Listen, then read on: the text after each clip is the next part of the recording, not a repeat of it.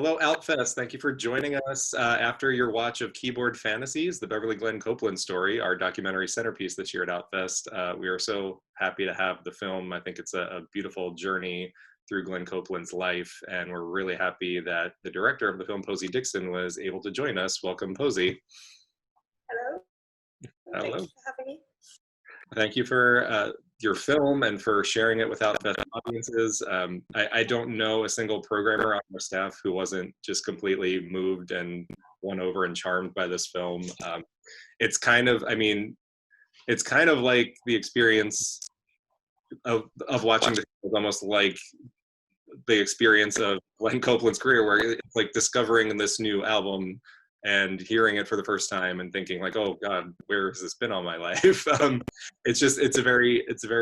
It feels like a discovery both of Glenn and of your filmmaking, and we just absolutely loved it. And I guess to start, I ask, how were you first made aware of Glenn and his music? Go ahead. Yeah, I heard Glenn's music in my studio. My friend was playing it, and it had a few plays on like our local radio show. And exactly like you said, the second I heard it, I was like, "What is this?" Like, I felt like I knew the music already, and was just fell in love with it and sort of binge played Keyboard Fantasies, and then started digging around trying to find Beverly Glenn-Copeland. And this was quite a few years ago, so there was very little online. But I kind of kept digging and eventually tracked down Glenn on Facebook and introduced myself, and was like working on a different project at the time about the sort of the role of music to the human species as a tool. So I initially reached out to him to ask if we could speak about that, and then we had like one Skype and we just talked for like 2 hours, sort of fell in love over the internet. And after that, I was like, I'd love to make a project with you. Initially, I thought just around music. Like, I never set out to make a feature film. Never really even set out to make a documentary about Glenn. I was just really drawn to him and wanted to record him playing music, playing Keyboard Fantasies. And then we met in real life. I flew over there to shoot with him the first. Yeah, after that, I was like, this needs to go further. And sort of how well timed was your reach out to Glenn? Because, you know, the film starts with Glenn reading the email he received from Japan that kind of led to the reissue of Keyboard Fantasies. Did you kind of well time it where like all of that was happening and it was like, let's make a film, or is there a little magic happening there? No, I think when I went to see him that time, the re-release was already out. Mm-hmm. But it was kind of the perfect moment in that, like, when I went to see him, that was the summer, so you guys have watched the film now, so that was like the summer before that European tour. So it's like his career did definitely kind of cannonball as we started making the film, in like a small way. So in that respect, like, it was really great timing, I guess. And I think one of the things that I like about the film myself is that because I wasn't really like setting out to make that film, it happened as I was getting to know Glenn. He met that young band, and then he decided he was going to do this European tour, but it was like really hit and miss as to whether or not he was even going to do it, because there wasn't enough funding or like shows booked and stuff. So, you know, in the film, him and the band are all staying in my flat in London because they couldn't afford to like rent a place to stay. It was that kind of like on the skin of their teeth how they were putting that tour off. So yeah, the timing was great in that respect, you know. I wouldn't say I like discovered him or anything. Like, a lot of people were listening to that record before I met him. Yeah, and I'm curious, both from your perspective and Glenn's perspective, because Glenn mentioned several times through the course of the film about feeling like an introvert and a little withdrawn. But I mean, it's such a contradiction because, you know, his career involves being on a stage and in front of people. And I'm just wondering how naturally it came to him to kind of recount his biography to you and get him to open up on camera the way he does, which just feels so welcoming and like an invitation into his home and his life. Yeah, I think Glenn is an introvert in the respect that I think he makes a lot of work on his own, and time alone is very important to him as a creative and an artist. but I think he is one of the most sociable humans I've ever met in my entire life, and his energy is insane. So he is, as you can tell, like an incredible storyteller. He's very instinctual as well and spiritual, and I genuinely think that he'll give time and energy to any person in the world that needs it. He's so generous. I think deep down when we met, he felt safe with me, and that's why he was open. But he'll be as open with you or with all of you, or whoever crosses his path. He's one of the most engaging, generous spirits I've ever met in my life. And from your perspective as kind of the filmmaker, how, is there a limit to how much you feel like you can ask when you're making a kind of film like this, or do you feel like it's your responsibility to probe further? I always try and take the lead of what I feel, what my instinct says is important to that person, So with Glenn, before I did there's 2 master interviews, and one is done the first time I went to meet him in Canada. And then the second one is done when they toured in Europe. So it's a kind of 4-month gap in between the 2.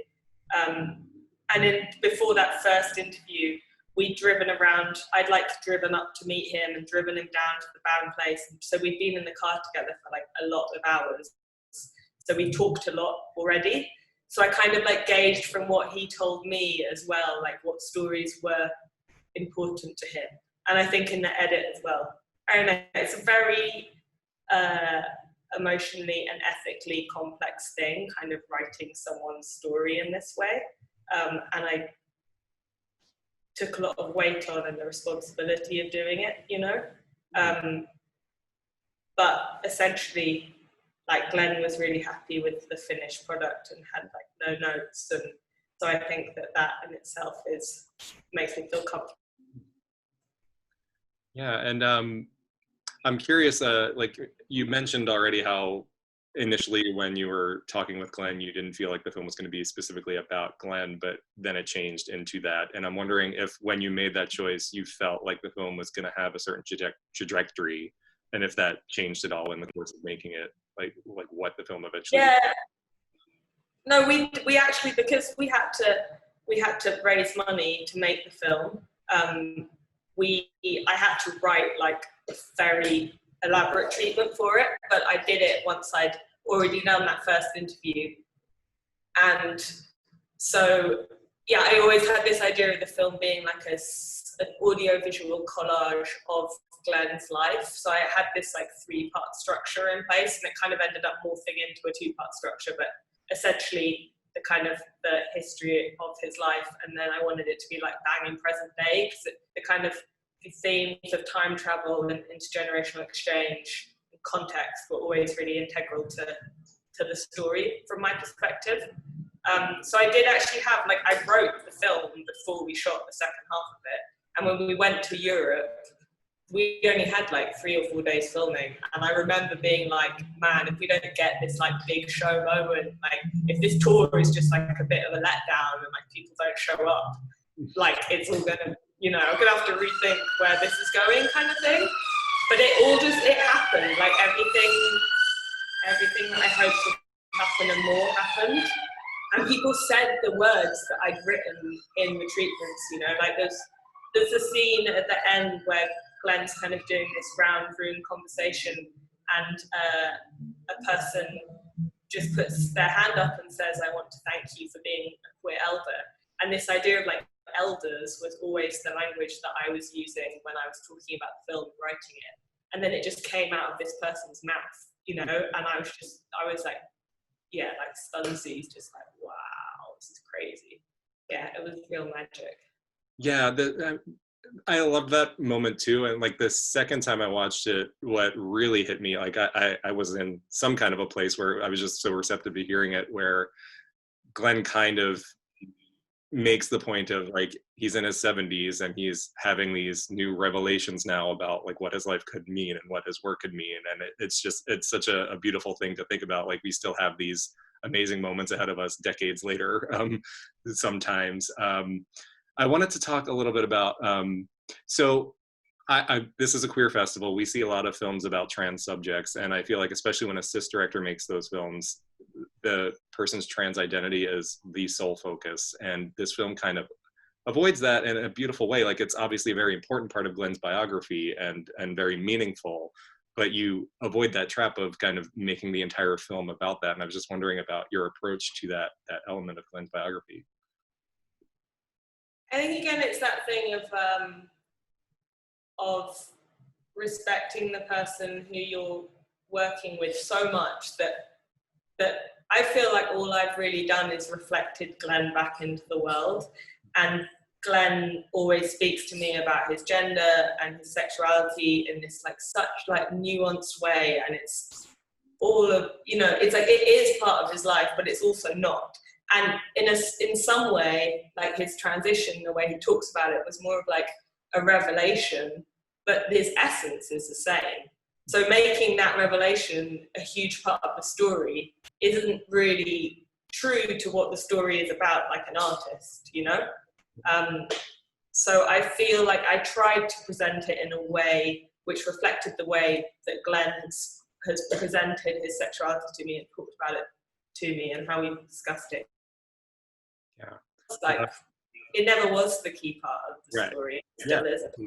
Yeah, there's so much more story to tell, and you do it so beautifully. And I wanted to talk a little bit about your method of storytelling in this film, like, because obviously it's a lot of interview and it's a lot of music, and you have to kind of marry visuals to that. And there are these beautiful portions of kind of like superimposed natural imagery and like kind of playing with color in the image. And it feels, to me, it felt like kind of a moving, faded album cover. And I wanted to talk about your choices in the visuals and what your process was behind that.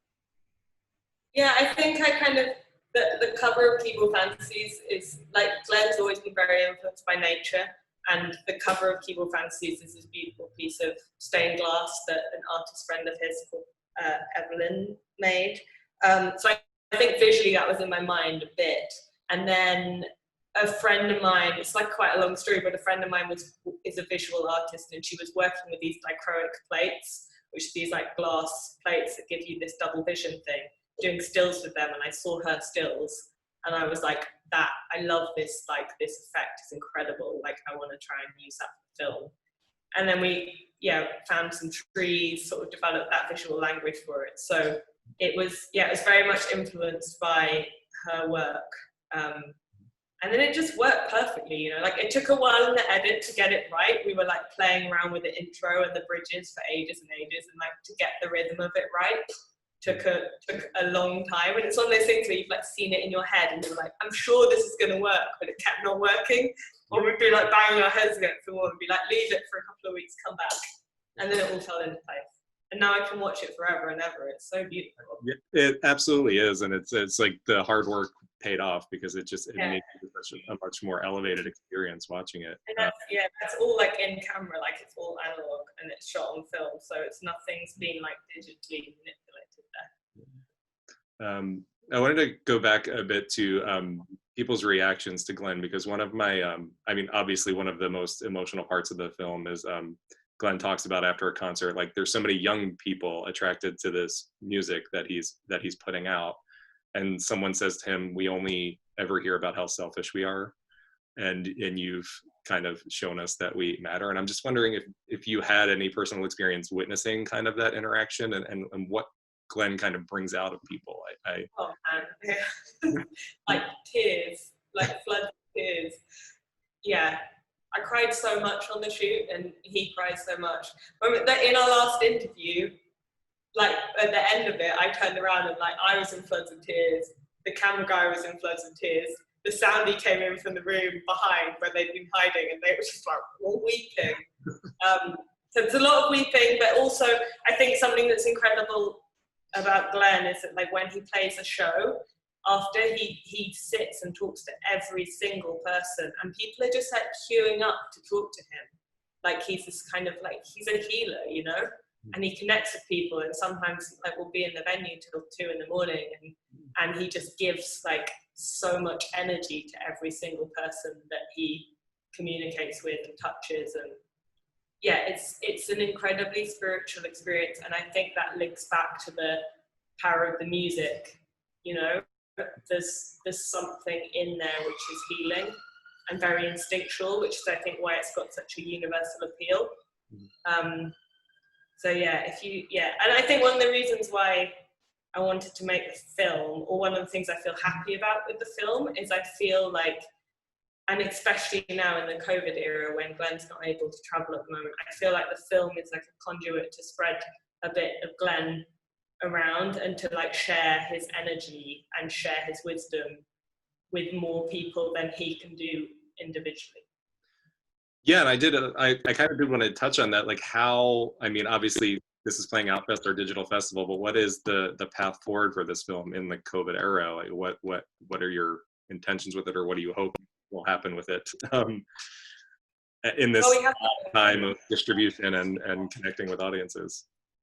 Yeah, we have a really fantastic festival rep, Brian, who has been incredible into so many small festivals, like a combination of like arts and film and queer fests all over the world. So from now until Christmas, I think the film's playing somewhere almost every other day, you know? So that feels really good, that it's just out there. I'm really sad I can't be with it, but I'm thrilled that it's doing that. And then we're working on some more kind of like traditional distribution deal stuff for 20. Yeah, but it's pretty new territory for us. Like, it's our first feature, so we're really like learning a lot. But the main goal is to make it as accessible as possible to as many people as possible. I mean, as a first feature, it's a pretty stunning piece of work. Maybe in closing, I'm just wondering if you could talk about what's next for you, and maybe if you have any information about like where Glenn has been since filming and what's next for him. Yeah, so Glenn, I'll start with Glenn because that's easier. He's having a great time at the moment. Has had a really stressful summer, but is now like settled in a house and has signed with a UK-based label called Transgressive, and they're releasing, I think maybe it's at the end of September anyway, they're releasing a new record, which is Beverly Glenn-Copeland, which is kind of like all the bangers plus new music, kind of way to introduce Glenn to a big audience. So that's happening. And then in 2021, I believe there's more new music coming. So Glenn is writing and producing and making more magic to share with us, which is fantastic. Excellent. And then as for me, I'm working on a new project at the moment, which I'm developing, which is very early days, but it's a film about an artist who's kind of like as phenomenal as Glenn in their individuality, but at the very opposite end of the age scale. So yeah, that's work in progress right now. Excellent. But I'm really excited about it. Well, again, this was such a stunning first feature. I can't wait to see more work from you, and I can't wait to listen to the new Glenn music. I'm glad there's so much more coming. Thank you again so much for sharing your film with us and for joining us and in this odd set of circumstances. But I have optimism that there's going to be some true connection with this film in this new way. Thank you so much, and thanks everyone for watching. Yes. Pleasure. You to Outfest, continue watching films at our Outfest site, and thank you so much. Goodbye.